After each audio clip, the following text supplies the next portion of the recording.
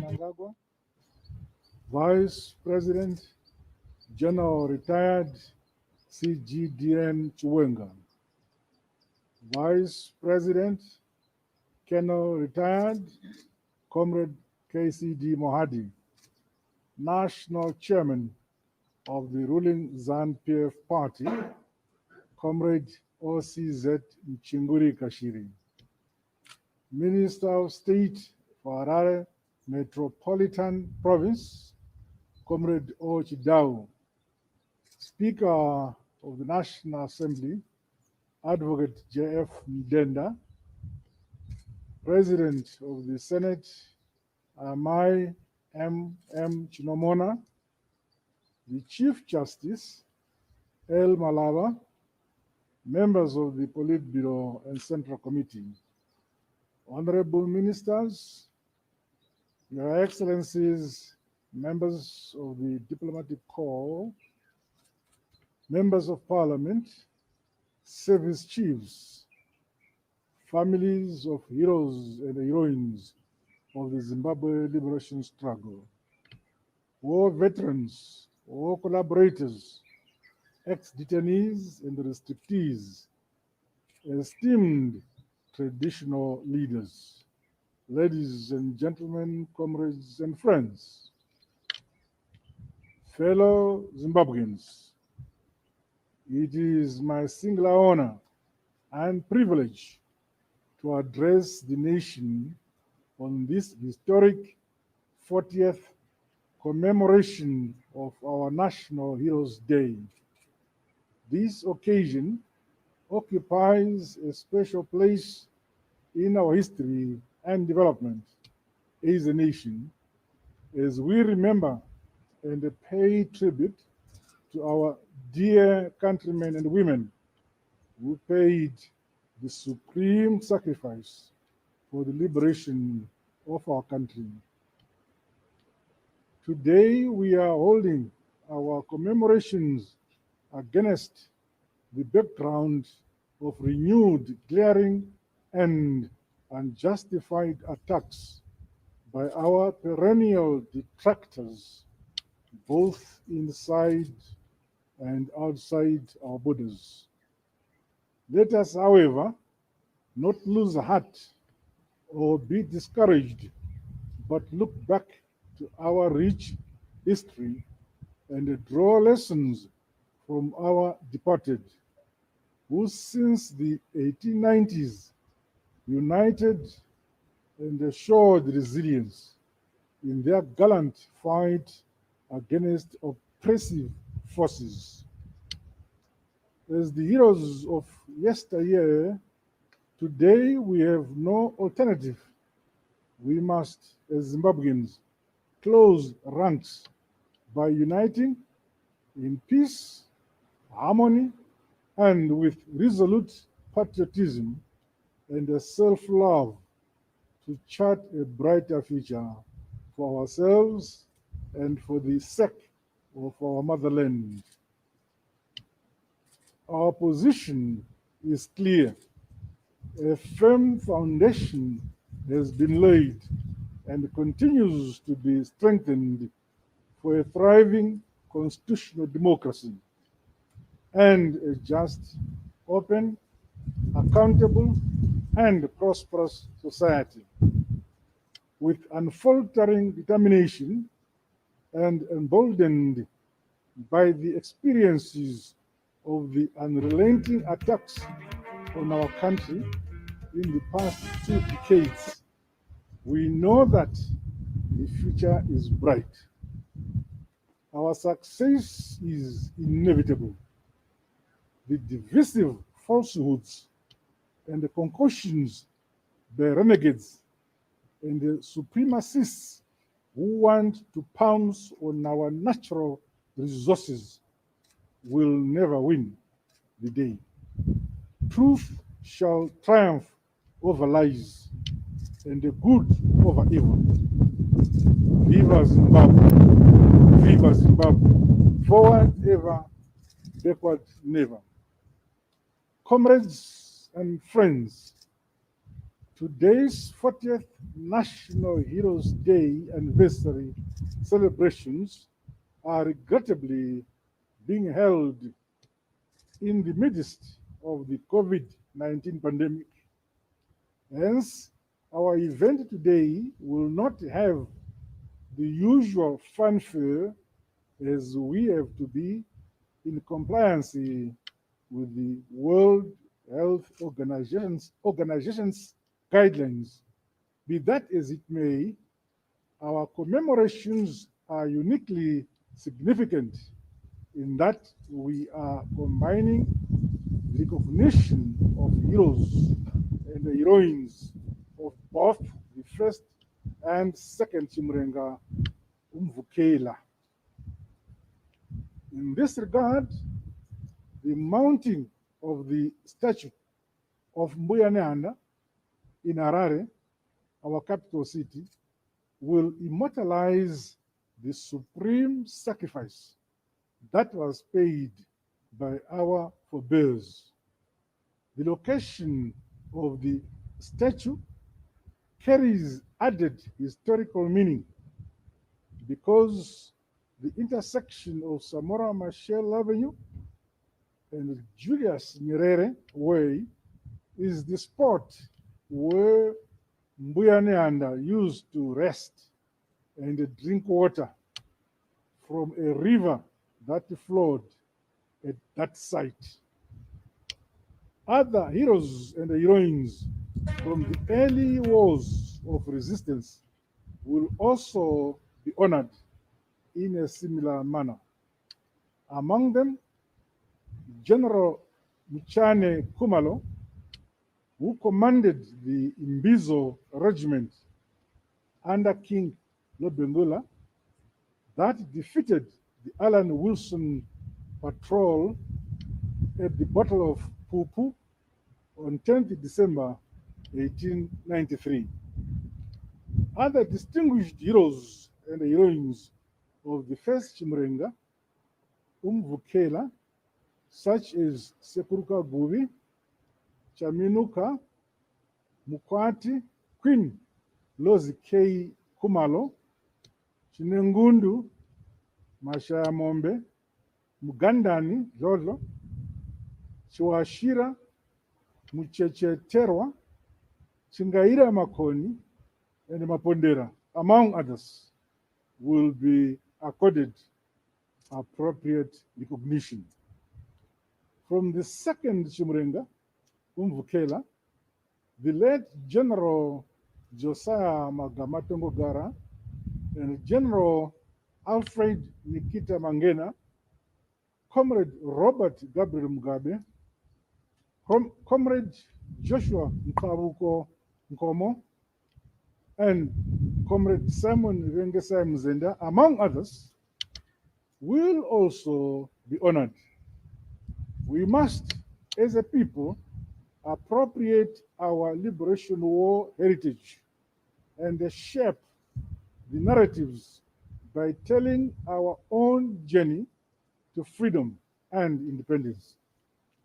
As such, my administration shall expedite the documentation of the story of our liberation struggle and the associated historical heritage. The program of renaming roads, buildings, and the prominent public infrastructure with names reflective of the country's history is ongoing and a key feature of our Liberation War heritage. The list of our national monuments is being reviewed to include Liberation War shrines such as the 1893 Pupu Shrine, the 1966 Chinoi Battle Site, and the Kamugoma Massacre Site of 1978 in Masvingo. Other sites, such as the National and Provincial Heroes Acres, assembly points, as well as former detention and restriction centers, have also been made national monuments. Meanwhile, Liberation War shrines in neighboring Mozambique and Zambia will continue to be rehabilitated. The Sunday Mail, the Sunday News, and the Newsiana are commended for producing Chumurenga files. As part of this year's commemorations, the second edition of the Honors and Awards booklet will be published under the theme celebrating 40 years of independence and Vice President and the General Retired, leveraging on information communication technologies. More people must have access to the grand story of our liberation, including those in the diaspora. These initiatives must help us to rekindle our national identity, pride, dignity, and culture. Such is the heritage we must bequeath to the future generations.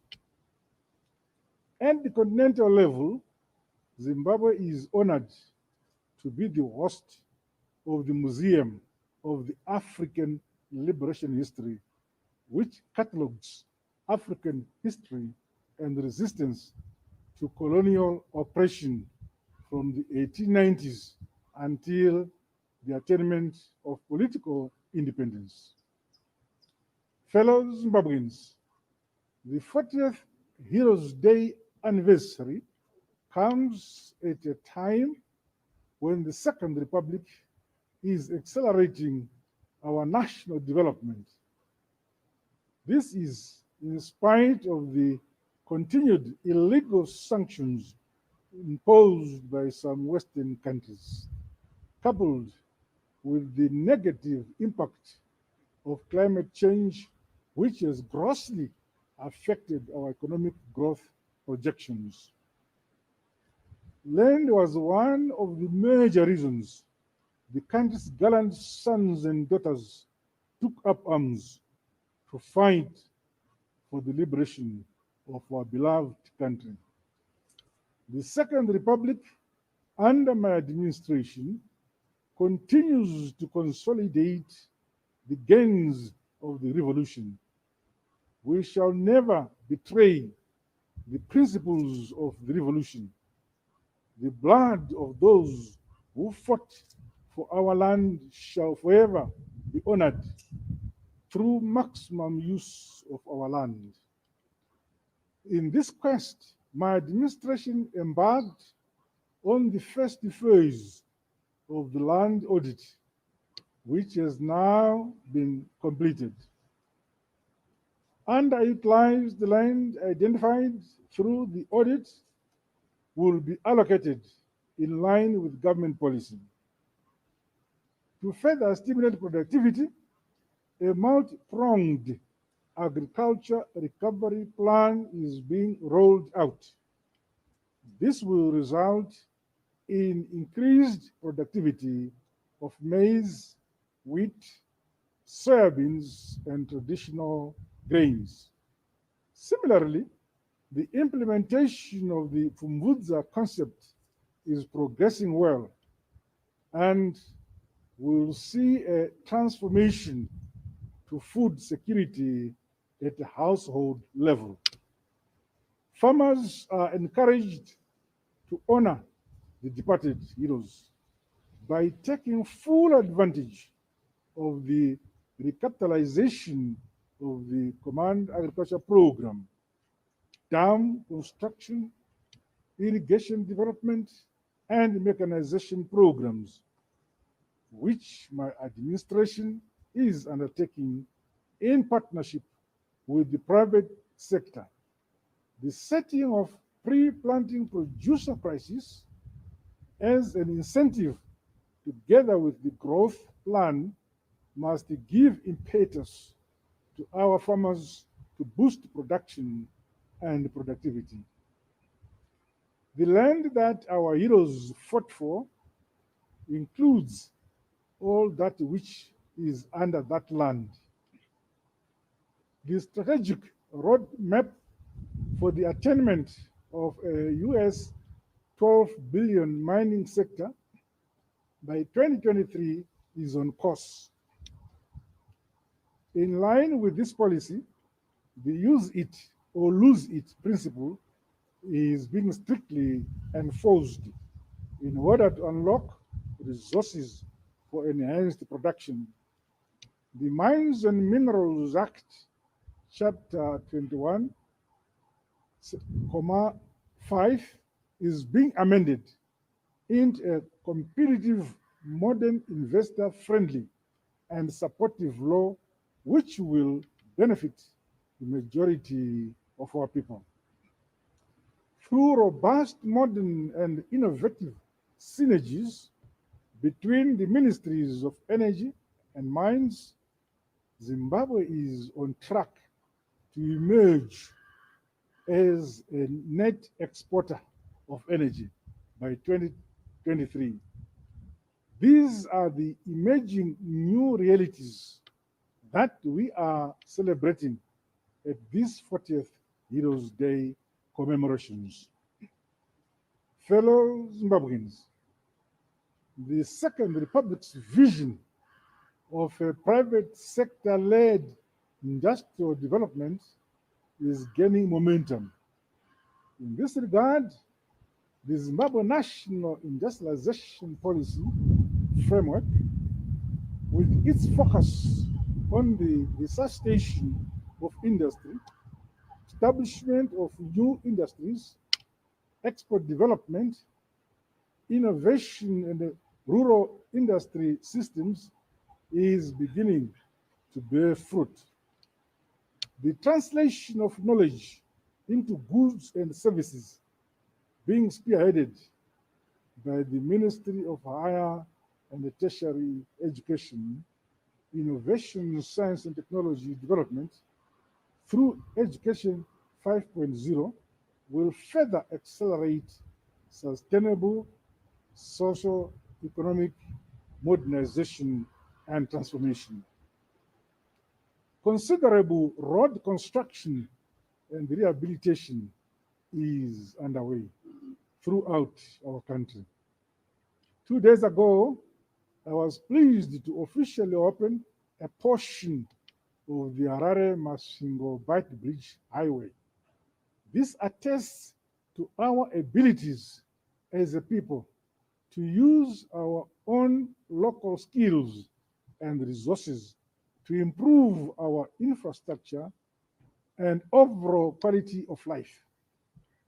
In line with our devolution policy, the tourism recovery and the growth strategy I launched last week will result in a broader geographical spread of tourism development, with benefits accruing to the whole nation.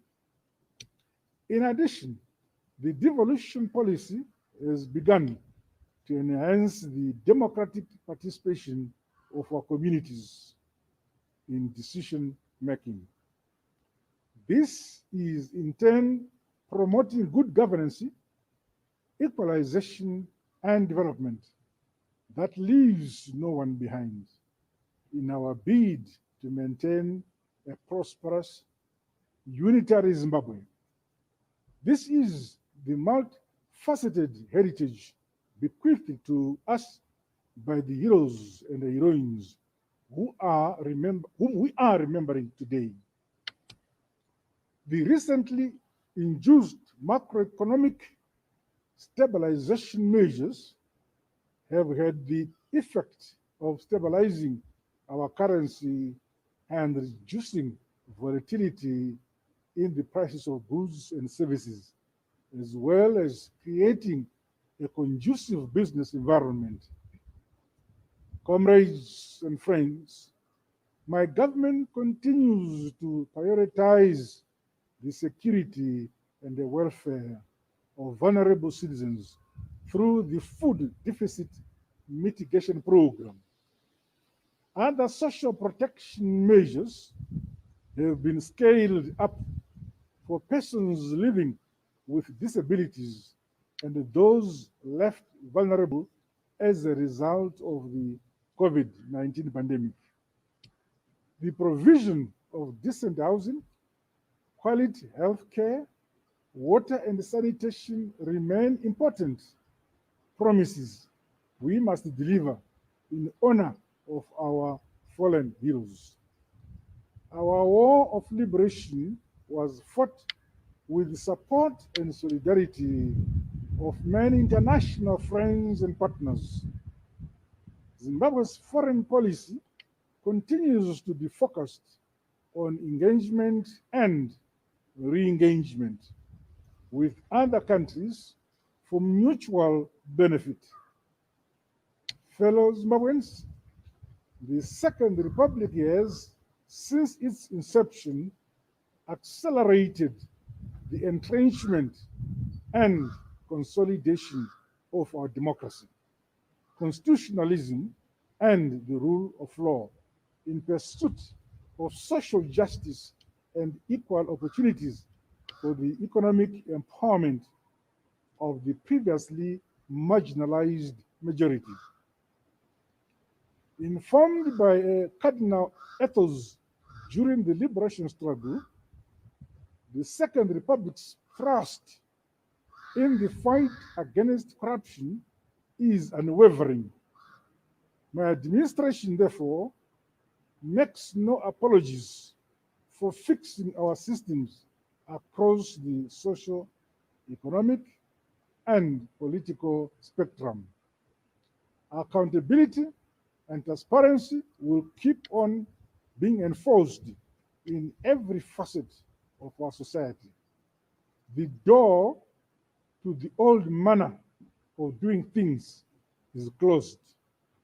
The corrupt way is shut, and those who choose that route will face dire consequences.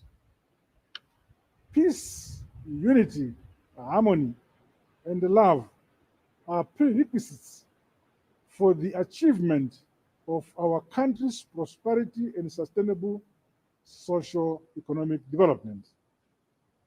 We are forever grateful to our security service sector, which continue to protect our independence, sovereignty, and territorial integrity. In view of the upsurge of COVID-19 infections and deaths in our country, we all need to be more vigilant in fighting this scourge. We must all adhere to the World Health Organization, WHO, guidelines, which include wearing masks, social distancing, and practicing good hygiene. Government will continue to scale up testing, contact tracing, and isolating those who have tested positive. My fellow compatriots, thank you for joining us at this commemorative event. I once again exhort you to remain united as we face the years ahead, inspired by those who paid the supreme price to liberate our beloved country. May the souls of our departed heroes and heroines rest in eternal peace. May we who remain continue to work tirelessly for the prosperity of our motherland, Zimbabwe. In unity and love, nothing is impossible. Forward ever, backward never. Long live our heroes and heroines. Long live our unity. Long live our peace. And long live our freedom. Long live Zimbabwe. God bless you all. God bless Zimbabwe. I thank you.